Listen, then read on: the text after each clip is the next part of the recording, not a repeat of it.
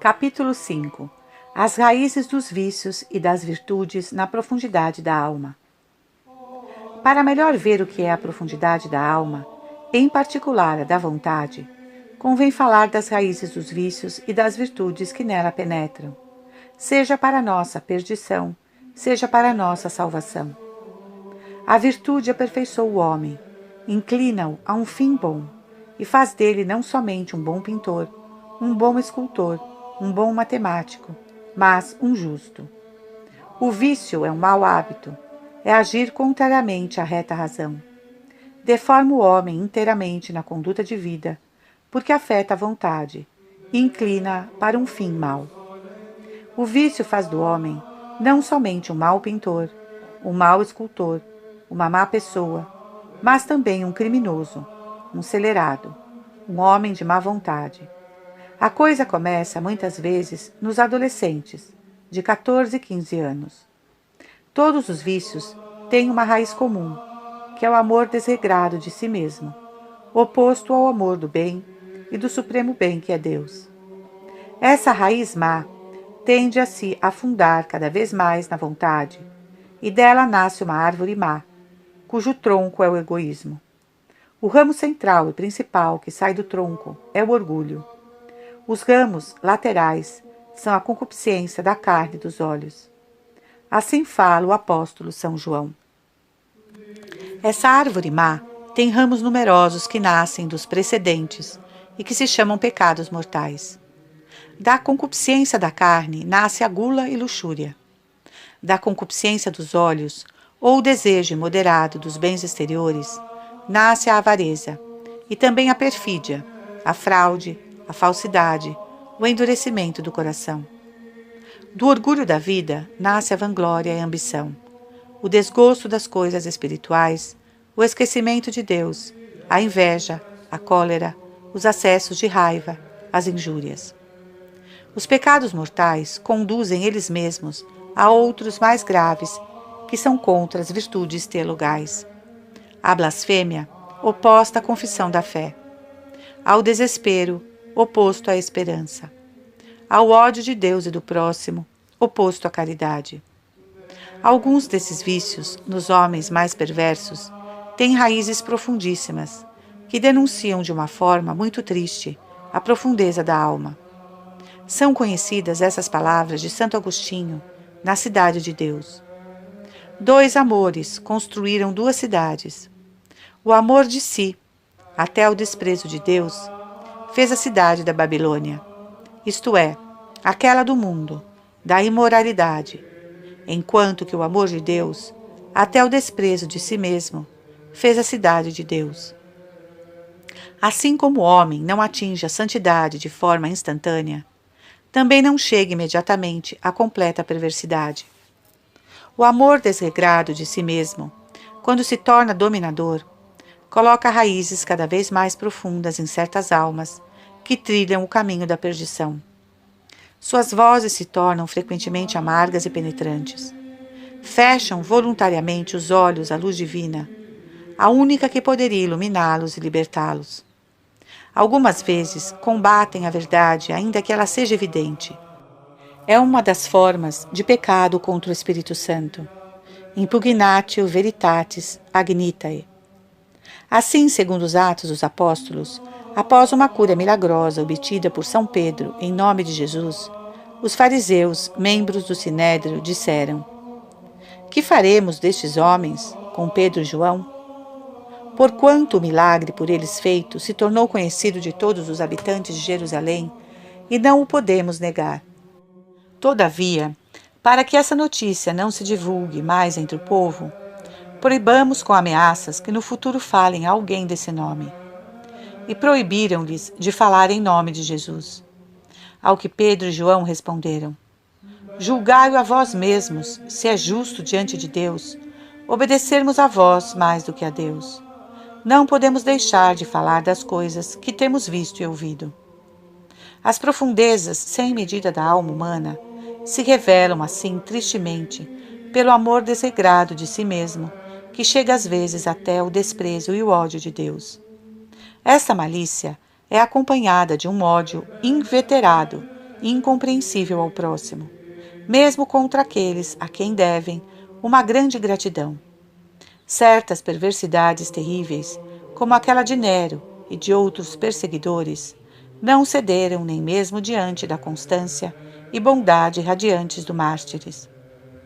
Este grau incrível de malícia manifesta, por contraste, a grandeza de Deus e dos santos. E o Senhor permite essa malícia e perseguição para fazer resplandecer a santidade dos mártires.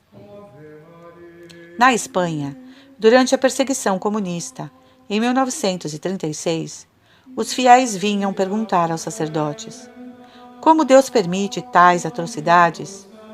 E os bons sacerdotes respondiam: sem a perseguição não há mártires. Eles são uma glória da Igreja. Os fiéis compreendiam e partiam reconfortados.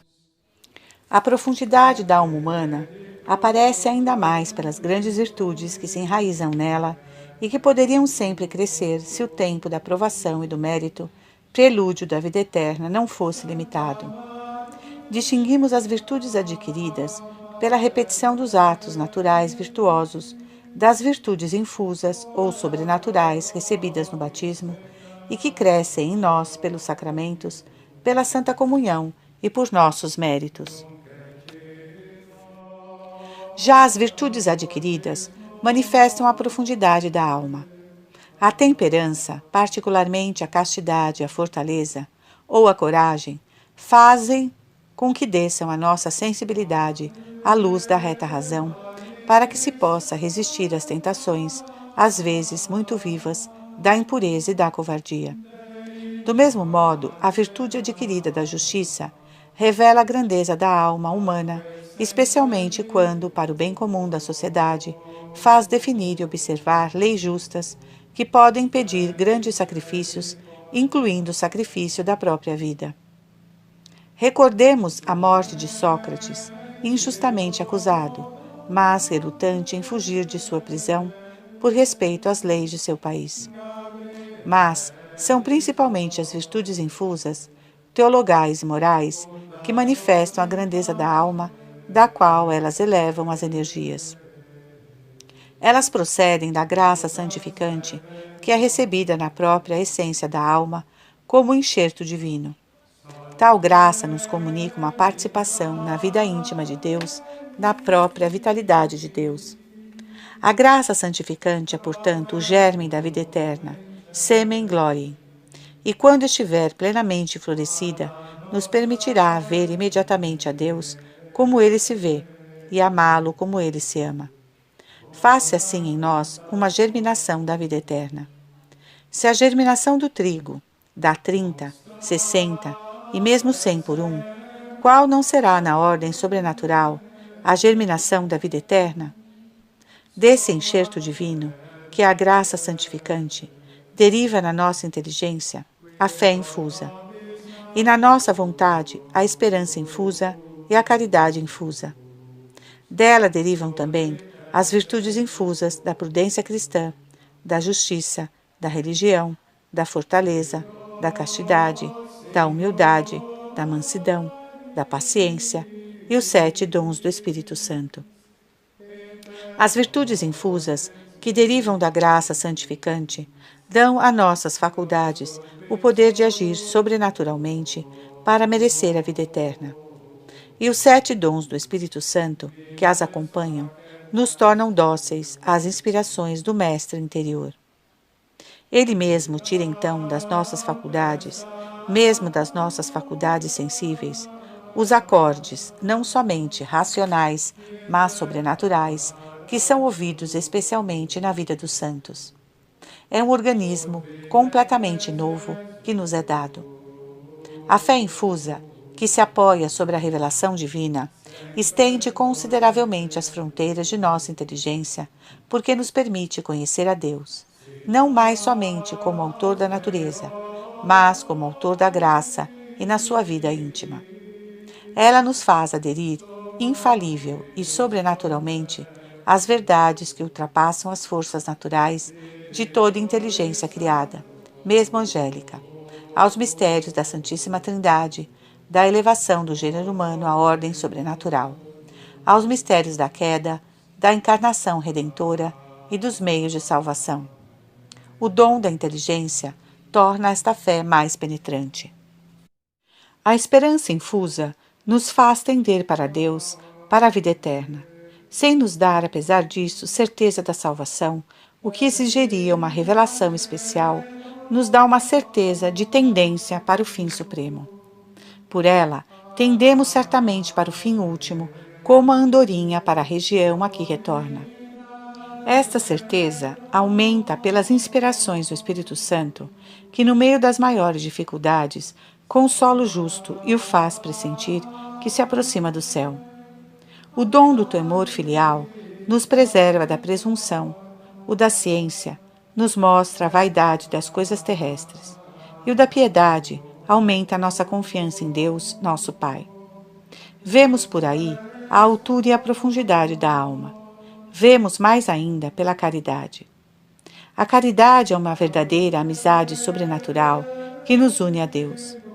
Já no Antigo Testamento, Abraão é chamado amigo de Deus, tal como os profetas. No Novo Testamento, Jesus nos diz: Vós sois meus amigos, se fazeis o que vos mando. Já não vos chamo servos, porque o servo não sabe o que faz seu senhor. Mas chamei-vos amigos, pois vos dei a conhecer tudo quanto ouvi de meu Pai. Estas palavras são ditas aos apóstolos, mas também a nós. E isso há de levar-nos bem longe se formos fiéis. Esta virtude nos faz também amar sobrenaturalmente o próximo, na medida em que é amado por Deus, nosso Pai comum, e ao próximo, na medida em que é filho de Deus, ou chamado a sê-lo. Essa caridade infusa deve se enraizar cada vez mais no fundo da vontade e expulsar o amor desordenado de nós mesmos. Ela dilata nosso coração para lhe dar algo da grandeza da bondade divina e nos fazer amar como Ele a todos os homens, sem exceção. Além disso, se um justo vivesse na terra indefinidamente, por milhares de anos, a caridade, por mérito, não cessaria de crescer nas profundezas de sua vontade. Santo Tomás exprimiu admiravelmente esta verdade, dizendo: a caridade infusa pode sempre aumentar em si mesma, porque ela é uma participação do amor incriado e sem limites. Pode também sempre aumentar do lado de Deus, seu autor, que pode sempre fazê-la crescer em nós. Enfim, pode sempre aumentar do lado de nossa alma que a recebe, porque quanto mais a caridade cresce, mais nossa alma se torna capaz de receber seu aumento. A caridade, progredindo, dilata nosso coração, que de certo modo é invadido pelo amor de Deus. Esta o escava sempre mais para mais o encher. Às vezes, nos é dado experimentar isso na oração. Essa página de Santo Tomás é uma daquelas que melhor mostram a profundidade sem medida de nossa vontade, onde a caridade infusa deve se enraizar cada vez mais, excluindo cada vez mais o amor desregrado a nós mesmos e nos levando a amar santamente a nós mesmos e ao próximo, para glorificar a Deus no tempo e na eternidade. A caridade, crescendo, nos faz amar cada vez mais todas as almas da terra, do purgatório e do céu, e nos faz participar da imensidade do coração de Deus. Enfim, a caridade deve durar eternamente, sendo seu cumprimento correspondente à sua profundidade e sua altura. Como diz São Paulo, a caridade jamais acabará. Enquanto que a fé dará lugar à visão e a esperança à posse de Deus, a caridade, como a graça santificante, durará eternamente. É por isso que no justo, a vida da graça e da caridade já é a vida eterna começada. Assim Jesus disse em várias ocasiões: aquele que crê em mim tem a vida eterna.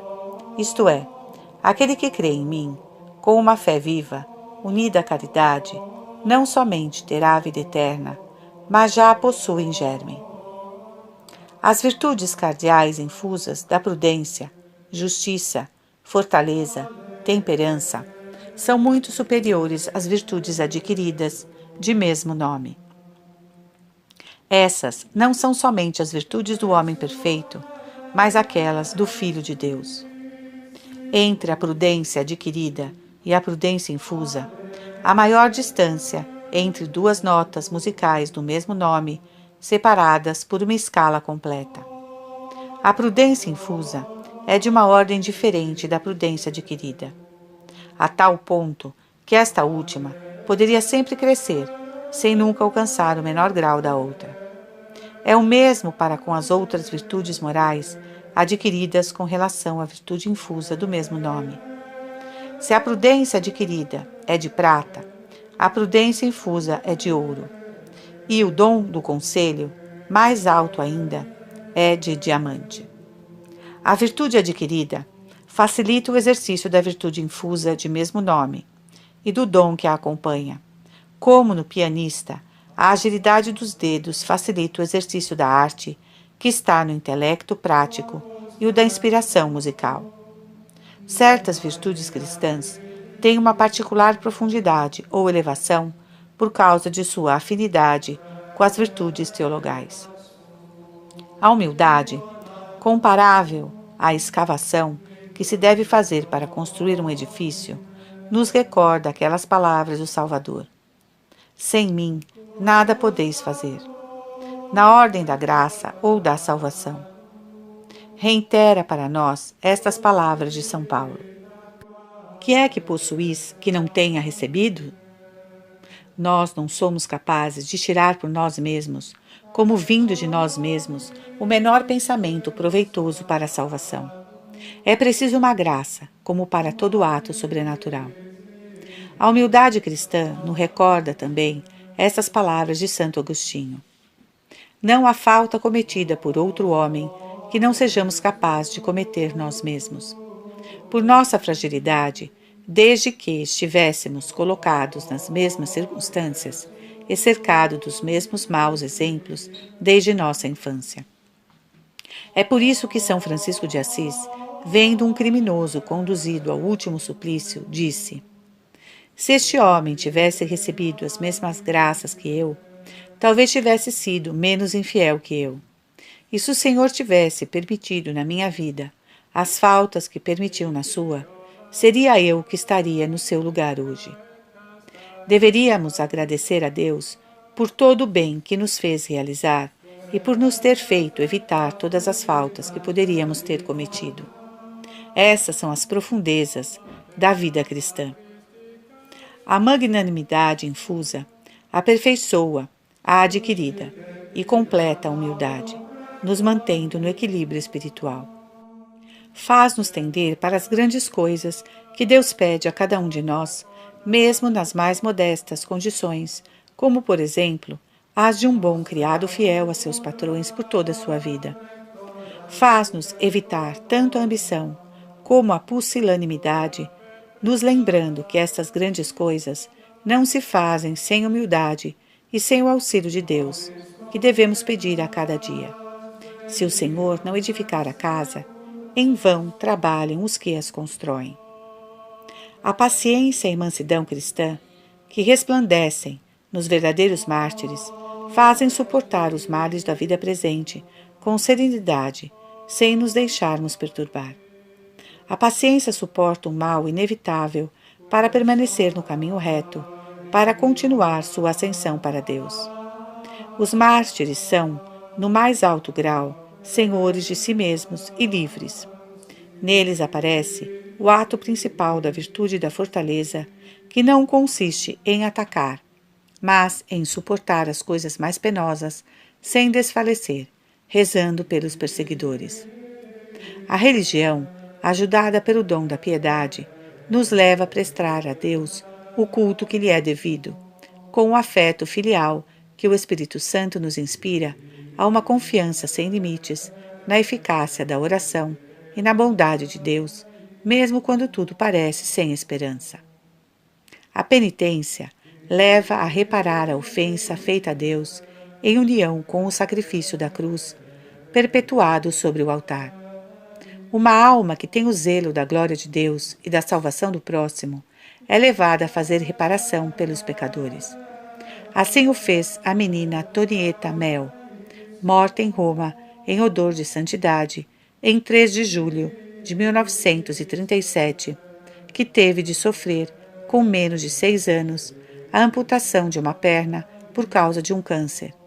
Quando sua mãe lhe disse: "Se o Senhor pedisse a tua perna, tu lhe darias?" Ela respondeu: "Sim, mamãe." E após 1 minuto de reflexão, ela acrescentou: "Há tantos pecadores no mundo, é preciso que alguém faça a reparação por eles."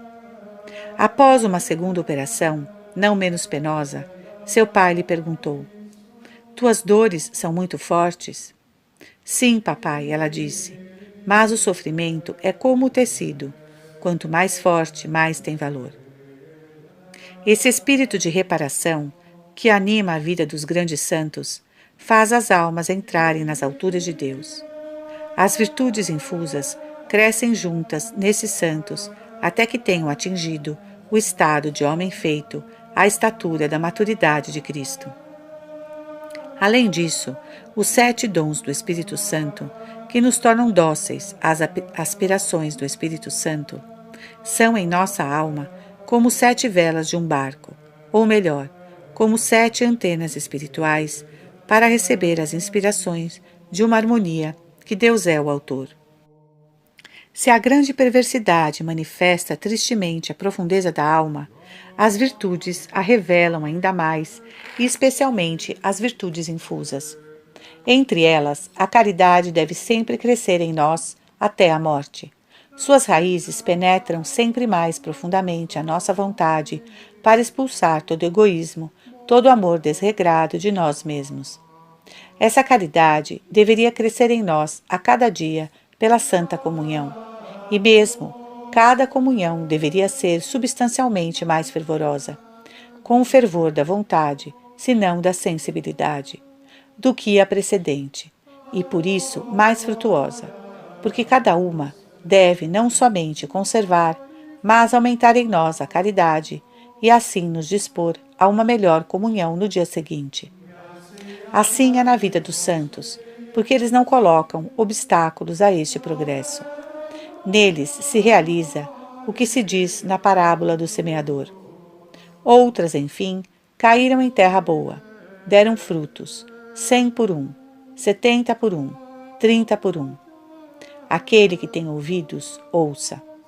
Segue-se do que acabamos de dizer, que no justo, fiel a Deus, a mais bela idade da vida, desde o ponto de vista espiritual, é a velhice.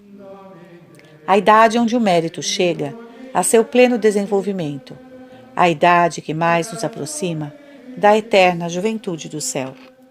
A profundidade da alma se manifesta assim em nós cada vez mais. Nós a veremos ainda melhor ao dizer algumas palavras sobre as purificações do espírito que existem já entre os melhores na vida presente e falando em seguida da vida da alma após a morte. Capítulo 6. O Purgatório, antes da morte e o fundo da alma. A noite do espírito. A purificação do fundo da alma é frequentemente tratada por Tauler, por Luís Blócio e por São João da Cruz.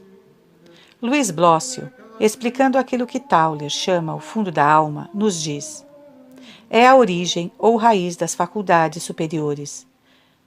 Virium ilarum est origo.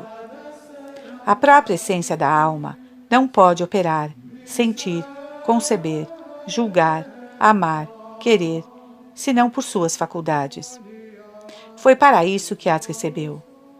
Ela difere, assim, da substância divina, que única, enquanto ato puro, é imediatamente operativa por si mesma, sem ter necessidade de faculdades.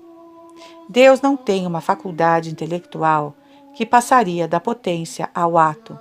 Ele é o próprio pensamento. Não tem uma vontade que seria progressivamente atualizada. Ele é o próprio amor. Deus é como um relâmpago de gênio e de amor eternamente subsistente. Ao contrário, a alma humana e o anjo são dotados de faculdades e não podem conhecer intelectualmente senão pela inteligência, e sequer senão pela vontade. Não podemos, portanto, admitir como mostra Santo Tomás, que a própria essência da alma tenha atos latentes de conhecimento e de amor que não procederiam de nossas faculdades superiores. Mas nossos atos mais profundos, suscitados por Deus, são de tal modo diferentes dos juízos superficiais, frequentemente falsos, daqueles, por exemplo, que são difundidos num meio pouco esclarecido e materializado, que parecem estar na própria substância da alma. Na realidade, eles estão no fundo de nossas faculdades superiores, onde se enraizam na própria substância da alma. Nesse sentido, excelentes autores, como São João da Cruz, falaram de toques substanciais do Espírito Santo no fundo da alma, toques que suscitam o conhecimento místico muito elevado e atos de amor infuso. Deus, mais íntimo da alma que ela mesma, na medida que lhe conserva a existência, pode tocar e mover, ab intus, desde o interior, o fundo mesmo das nossas faculdades, por um contato não espacial, mas espiritual e dinâmico, contactas virtutis non quantativus, que se manifesta à consciência como divino. Assim Deus move intimamente a alma aos atos mais profundos, aos quais ela não poderia se levar a si mesma. Com justiça, já se comparou a nossa consciência superficial à concha ou ao invólucro calcário de um grande número de moluscos. O homem também tem sua concha, aquela de seus hábitos rotineiros de pensar, de querer, de agir, que são o resultado de seus egoísmos, de suas ilusões, de seus erros. Nada disso está em harmonia com o Deus escondido no fundo de nossa alma e de outras almas que o buscam sinceramente. E então é preciso que essa concha ou consciência superficial se quebre, para que se conheça o que está no fundo da alma e das outras almas de boa vontade. O que quebra essa concha são as provações, particularmente o purgatório antes da morte.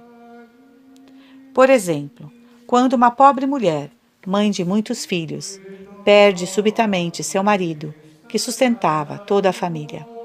Então, o fundo da alma desta pobre mulher se revela às vezes, constantemente, que é uma grande cristã. Outras vezes, é um pai de família, feito prisioneiro de guerra durante muitos anos. Se ele é fiel, Deus se inclina até ele e lhe revela a grandeza da família cristã pela qual sofre. Às vezes é um rei destronado, como Luís XVI, rei da França, condenado à morte e executado durante o terror. Tendo perdido seu próprio reino, deve ter visto antes de morrer, mais do que nunca, a grandeza do reino de Deus. A Europa inteira passa neste momento por uma provação purificadora. Praz a Deus que muitos a compreendam. A dor, que é a coisa aparentemente mais inútil, pode se tornar fecunda pela graça de Deus. Ele próprio tornou, por seu amor, os sofrimentos do Calvário infinitamente fecundos. O Santo Padre, nos últimos dias, lembrava isto aos médicos católicos e lhes citava estes versos de um poeta francês. O homem é um aprendiz, a dor é seu mestre, e ninguém se conhece até que tenha sofrido. A dor suportada cristãmente é muitíssimo útil. Já na ordem física, é útil ser advertido por ela, que pode nos alertar de um câncer que começa a se formar em nós. É muito útil sofrer para poder ser operado a tempo. Do mesmo modo, a dor moral é útil. Nos faz desejar uma vida superior àquela dos prazeres sensíveis, superior aos bens sensíveis de que somos privados. Nos faz desejar a vida do espírito e da alma. A dor nos faz desejar a Deus, único que pode curar certas feridas do coração e único que pode fortificar e refazer as almas. A dor nos convida a recorrer a Deus, o único que pode nos restituir a paz, dando-se a nós. Como diz São João Crisóstomo, O sofrimento na vida presente é um remédio contra o orgulho, que nos enganaria contra a vanglória e a ambição. Por ele, a força de Deus resplandece em homens enfermos que sem a graça não poderiam suportar suas aflições. Por ele, se manifesta a paciência dos justos perseguidos. Por ele, o justo é levado a desejar a vida eterna. A recordação dos grandes sofrimentos dos santos nos ajuda a suportar os nossos e nos convida a imitá-los em certa medida. Enfim, a dor nos ensina a distinguir os falsos bens que passam e os verdadeiros que duram eternamente. É por isso que nos diz a Sagrada Escritura: Meu filho, não desprezes a correção do Senhor, nem te espantes de que ele te repreenda, porque o Senhor castiga aquele a quem ama e pune o filho a quem muito estima.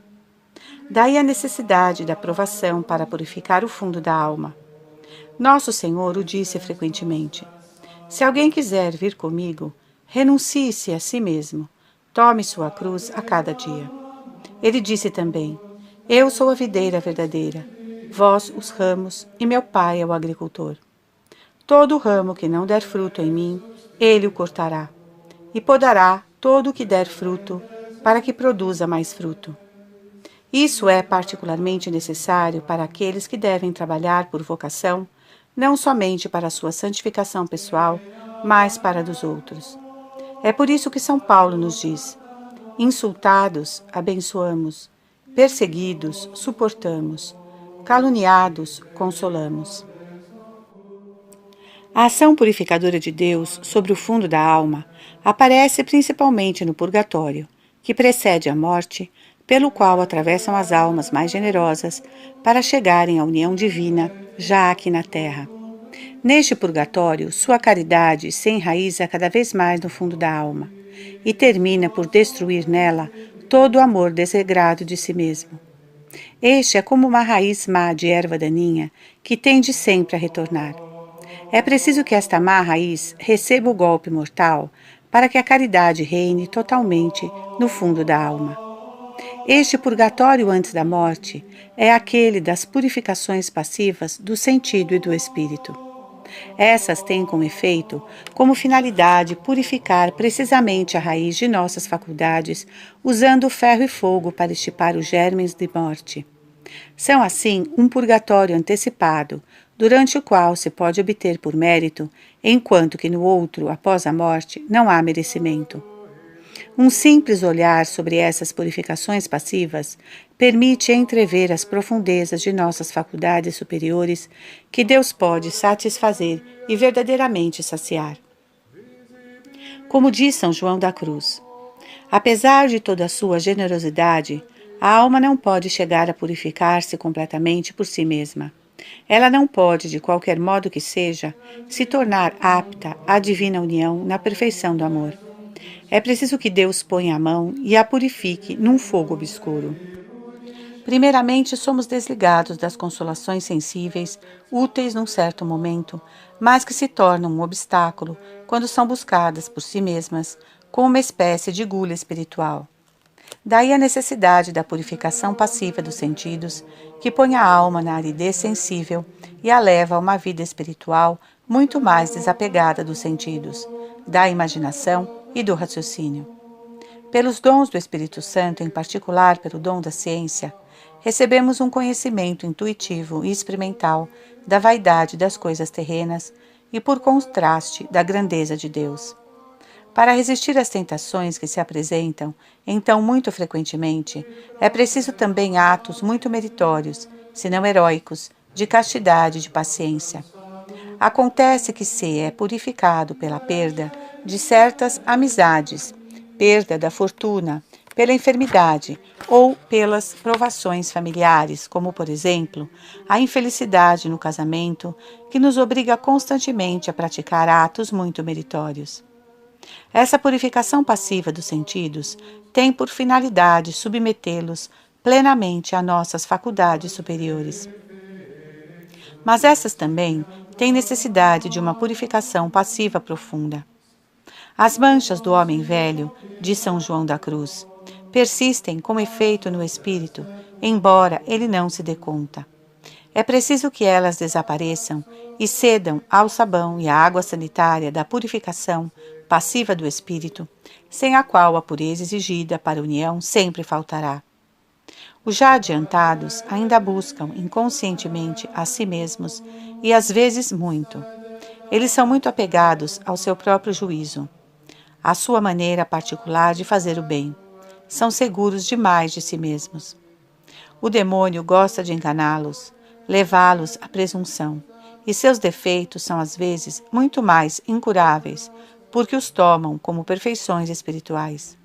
São defeitos que os outros veem em nós e que nós não vemos, porque somos enganados por nosso amor próprio. A purificação do espírito é, portanto, indispensável. É um purgatório antes da morte, para purificar de toda impureza a humildade e as 3 virtudes teologais. Ela procede de uma luz infusa, que é sobretudo uma iluminação do dom da inteligência que nos parece obscura, porque é forte demais para os frágeis olhos de nosso espírito, como a luz do sol para a ave noturna. Ela nos manifesta cada vez mais a infinita grandeza de Deus, superior a todas as ideias que podemos ter dele. E, por outra parte, nos mostra nossa defectibilidade e nossa deficiência, que vão bem mais longe que pensamos. Então a humildade se torna verdadeiramente humildade de coração. O desejo de ser nada, de se comprazer nisso para que Deus seja tudo. Amare, netire et pro, nihilo reputare. Há aqui geralmente fortes tentações contra as virtudes teologais para que a alma sinta a necessidade de fazer atos heróicos dessas virtudes mais altas. Também essa purificação do espírito enfatiza poderosamente o motivo formal das 3 virtudes teologais, muito acima de todos os motivos secundários que parecem desaparecer. Ela nos obriga a fazer atos muito puros e meritórios destas virtudes, que por si mesmo se desenvolvem consideravelmente em nós. Ela nos obriga a crer, na ausência de qualquer outra razão, só e unicamente por este motivo. Deus disse. Ela nos faz aderir cada vez mais firmemente à primeira verdade reveladora, numa ordem imensamente superior aos milagres sensíveis e aos raciocínios humanos que os discernem. Do mesmo modo, obriga-nos a esperar, contra toda esperança humana, pelo simples motivo de que Deus onipotente e bom é infinitamente auxiliador. Deus auxilia-nos e não nos abandona por pouco. Enfim, essa purificação nos leva a amá-lo, não pelas consolações sensíveis ou espirituais que nos concede, mas por si mesmo, por causa de sua infinita bondade. E acima de tudo, e mais que a nós, porque ele é infinitamente melhor que nós. Somos também levados a amar o próximo, apesar de suas ingratidões para ajudá-lo a se salvar. Então, os 3 motivos formais das virtudes teologais, primeira verdade reveladora, onipotência auxiliadora, infinita bondade sumamente amável em si, aparecem como 3 estrelas de primeira grandeza na noite do Espírito para nos guiar até a vida eterna. Leia-se a vida de Santa Teresinha do Menino Jesus. Ela passou por esta noite nos últimos anos de sua existência. Citamos como exemplo de purificação passiva do espírito este fato.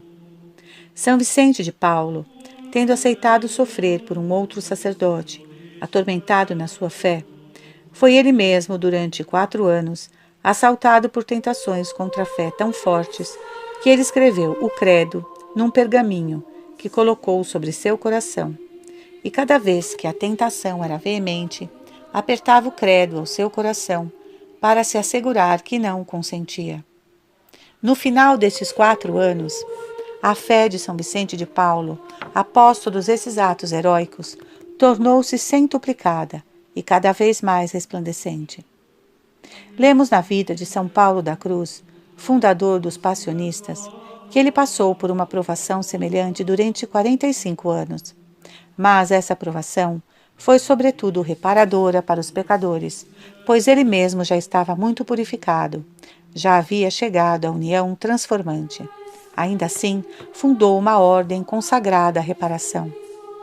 Essa purificação passiva do espírito conduz à morte mística, a morte do eu feito de amor próprio, do orgulho espiritual ou intelectual, sutil, pouco consciente, à morte do egoísmo, princípio de todo pecado. Finalmente, no fundo da vontade, a raiz má é extirpada, e é o amor de Deus e do próximo que aí reina incontestavelmente, segundo o supremo mandamento. Amarás o Senhor teu Deus de todo o teu coração, de toda a tua alma, de todas as tuas forças e de todo o teu espírito. A alma passou pelo purgatório antes da morte física, passou por merecimento, e quanto que no outro purgatório, após a morte, não se merece mais. Então, verdadeiramente a alma é espiritualizada, sobrenaturalizada, no seu fundo, de onde toda sua vida espiritual procede e ao qual tudo conduz. Ela aspira cada vez mais retornar a seu princípio, reentrar no seio do Pai, isto é, nas profundezas de Deus. Ela aspira cada vez mais ver sem nenhum intermediário. Ela experimenta cada vez melhor que só Ele a pode saciar. Então, nos grandes santos, se realiza aquilo que diz Santo Agostinho: o amor de Deus levado até o desprezo de si. Essa heroicidade se manifesta particularmente pelo amor à cruz. Lemos nos Atos dos Apóstolos que, após Pentecostes, foram jogados na prisão e saíram da sala do grande conselho cheios de alegria por terem sido achados dignos de sofrer afrontas pelo nome de Jesus. E todos os dias não cessavam de ensinar e de pregar o Evangelho de Jesus Cristo no templo e pelas casas. Eles o anunciaram até o martírio, e seu sangue derramado, unido ao sangue de milhares de outros mártires, veio a ser semente de cristãos. O amor de Deus, até o desprezo de si, tinha finalmente triunfado sobre o amor de si levado até o desprezo de Deus. Tal foi a causa da difusão do Evangelho, da conversão do mundo pagão e, em seguida, da conversão dos bárbaros. Do mesmo modo, hoje, só a santidade, só uma pleide de santos pode trazer de volta as massas para Cristo e para a Igreja. As aspirações democráticas, tais como concebidas por Lamennais e muitos outros, certamente não são suficientes. É necessário a caridade sobrenatural de São Francisco de Paulo, que propõe como fim último não a felicidade terrena do povo e dos povos, mas a vida eterna verdadeira, de modo que esta não seja somente uma palavra venerada, mas a realidade suprema, ou Deus eternamente possuído.